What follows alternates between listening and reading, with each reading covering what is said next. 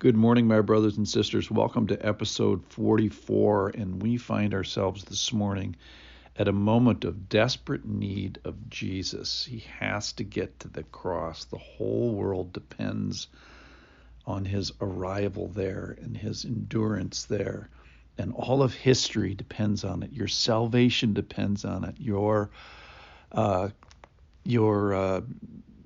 The time when you die depends on it.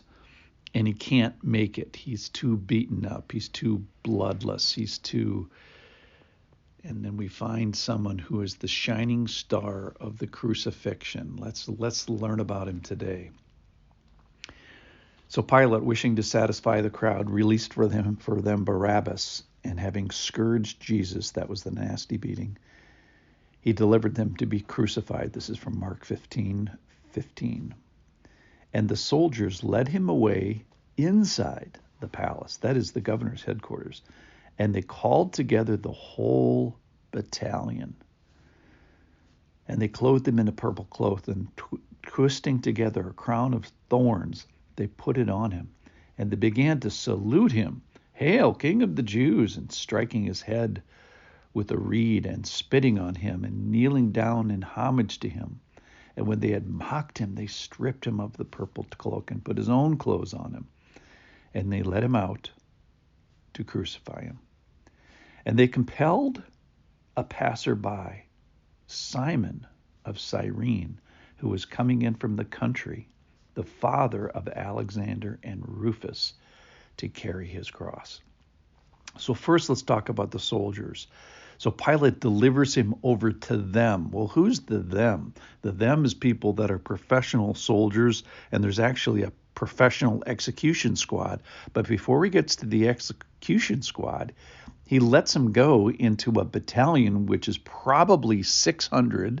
The least amount of people, it's 120. So it in the best case scenario, it's 120 against one. That's Jesus.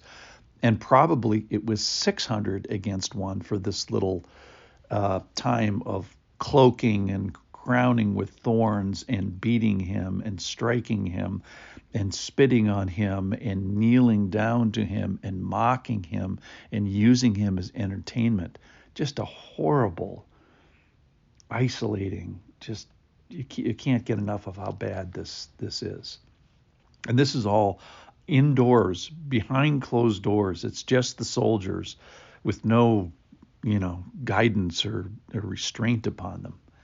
So very nasty time. All right, but I wanted to get to this part because this just killed me today. And they compelled a passerby, Simon of Cyrene, who was coming in from the country, the father of Alexander and Rufus, to carry his cross. So a couple things. First of all, in John, it tells us that Jesus bared his own cross. He was bearing his own cross. So he started bearing his own cross, but he obviously couldn't make it. And so they need to seize somebody. Luke says the guy was seized and laid on him the cross. So we find out a couple things about Simon. First of all, he's coming in from the country. So he's been traveling from North Africa, that's where Cyrene is, to go to Jerusalem, to just make it in time, just in time for the Passover.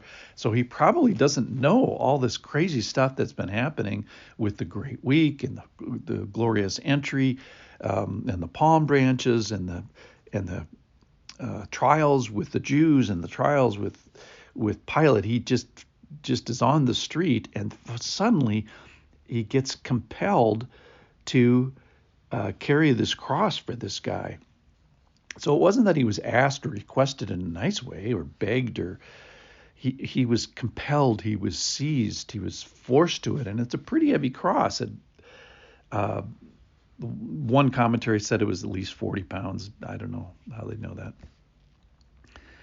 But here's the cool thing is the father of Alexander Rufus. So not only do we find out that this guy wasn't some anonymous guy, it's Simon. We find out where he's from. We find out that he's the father of Alexander and Rufus. So why are Alexander and Rufus, why are his children even identified? And perhaps, and this is speculation, when Mark gets around to writing his gospel, Alexander and Rufus were known to the Jews and the believers, not just the Jewish people, the people that have come to Christ now because of this. Maybe Alexander and Rufus were the first fruits of the crucifixion. Think about that. So this moment where Jesus is in his hour of greatest need, and the whole world is in the need of this because Jesus has got to get to the cross. He has no friends. He has no disciples by him. He has no family by him. He has a whole battalion against him. Trained killers, professionals. And we find this guy who is able to share Jesus's burden. Maybe he even shared his emotional burden. But certainly he shared the physical burden because on him was laid the cross, at least for a time. I think the Father is with him. The John 17:1 says this is the moment where the Father glorifies the Son. I wanted to read Isaiah chapter 53. He was despised and rejected by men, a man of sorrows and acquainted with grief. As one from whom men hide their faces, he was despised, and we esteemed him not. So this moment that's talked about in Isaiah 53:3, that people couldn't even look at Jesus. He was so beat up. He was couldn't even walk with a cross.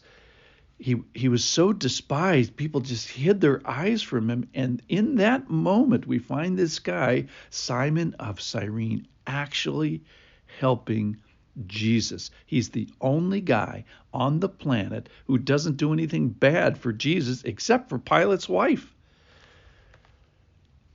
So he comes in from a long way, doesn't know what's going on. He's compelled, coming in from the country.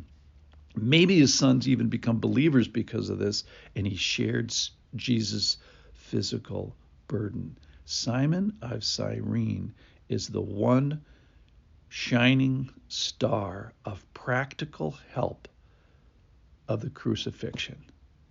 Who'd have thought it? What an amazing thing the Bible is. Yea, Simon of Cyrene. I hope he's in heaven. I hope I can buy him lunch. Thanks for listening.